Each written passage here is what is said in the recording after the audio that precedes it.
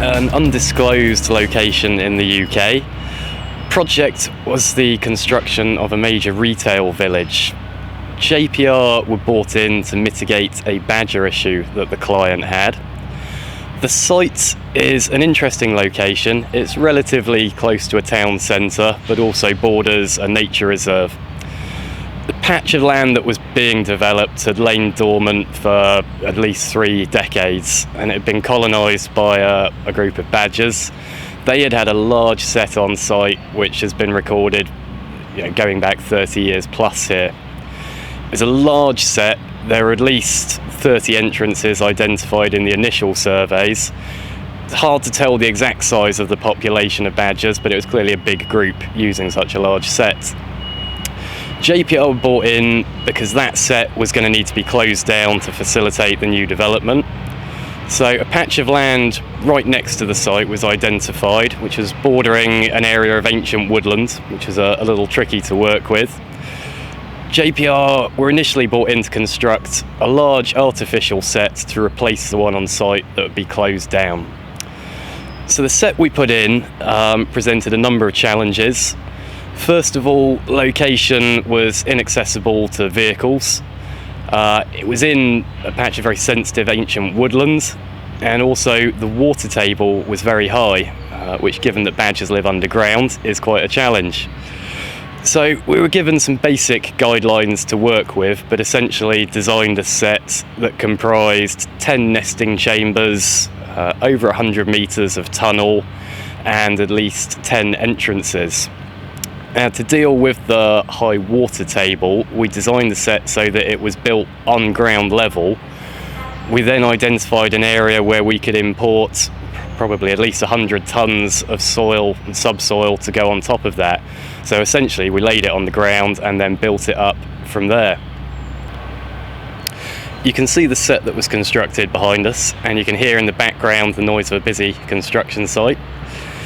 One of the biggest challenges, having constructed the new sett, is then getting the badgers to move out of the old one and colonise the new one.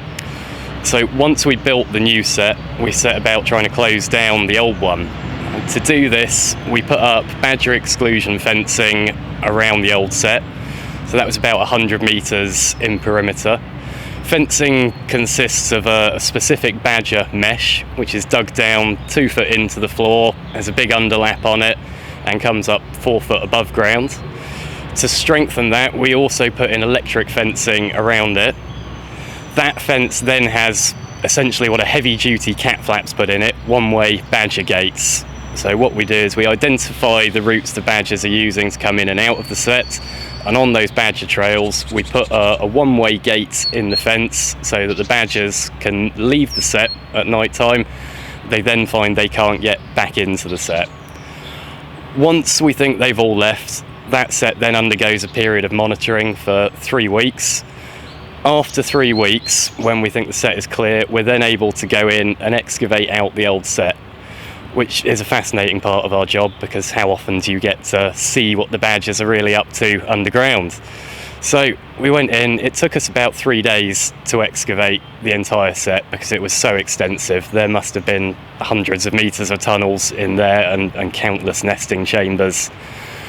Once that was dug out and compacted down, and with a bit of tempting, plenty of peanuts, the badgers were tempted into the new sett, and we did get some great footage of them using it to prove it had been colonised.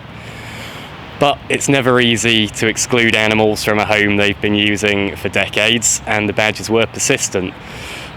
So in order to stop them coming back onto this project and stop what would have been significant delays, you're very much limited by the times of year at which you can exclude badgers from a sett. So it had to be done at that time of year, or the whole development would have been pushed back at least a year. So to really stop the badgers coming back on, it was decided that the best thing we could do would be to remove all habitat from the site, which is a large site. It's a 7-hectare site, which was covered at least 3 hectares of that in quite dense woodland. So we came in and removed 3 hectares of woodland and all the rest of the scrubby vegetation. This was all done very close to bird nesting season, so time was not on our side, but we were able to bring in significant amounts of resources to get that job completed on time. I think we completed 3 hectares of woodland clearance in 10 days in the end. Following this, to really stop the badgers coming back on, we then installed 1.5 kilometres of badger exclusion fencing around the entire perimeter of the site. This was no small undertaking in itself, and it was not helped by the fact it coincided with the beast from the east, which made conditions very difficult. We dropped temperatures of minus 15 degrees Celsius, and we're working in sort of 2 foot of snow, which presents significant health and safety issues. Given the time pressure on the project, we weren't able to pull off from this, but we were able to adjust our working methods, risk assessments, and the resources we were using in order to complete the project on time and on budget. For me personally, it's lovely to visit the site 12 months on from this and see the sett behind us greening up and really settling down. It's fantastic that it is still being used by the badgers. A very small percentage of artificial setts actually end up being colonised, so it really is a big success story for us that it's turned out that way. Given the location as well, it's right on a public footpath, we've got a major A road behind us, we've got a busy construction site, yet tucked away quietly in this little corner is a thriving community of badgers.